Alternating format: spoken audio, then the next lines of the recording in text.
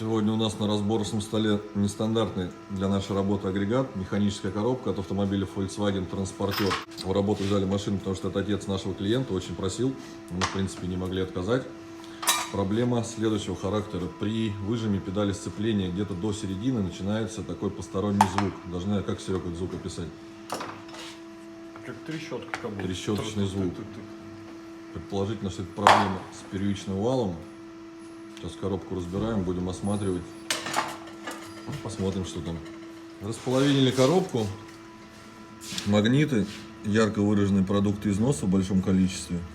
Можно сразу подшипники показать. Сейчас фокусирую. Выработка на подшипниках. Здесь на внутренней обойме дифференциала будет очень хорошо видно. Смотрите, какая она ужасная. Да, вот она, пропиленная. Ремонт будет не дешевым. Ну, то есть проблема тут не только, как мы предполагали, с первичным валом.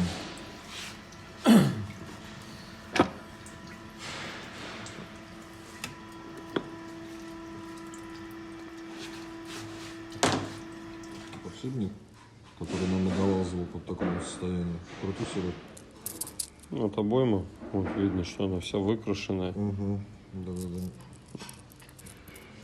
Ну, подшипник. Угу. Возможно, зазор ушел и вал как бы брякнул вот так. Чуть-чуть вот, наперекосяк.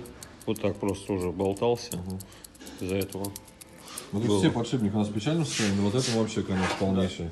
Я тут прям вот совсем, но тут как бы есть еще вот эти подшипники. Вот внутри. Ну, это на каждом подшипнике, да, по сути, так у нас?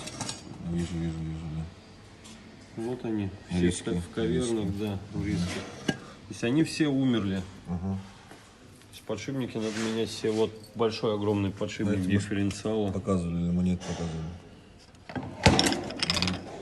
То есть, А мы его отметили на схеме? да, там же 10 подшипников должно быть.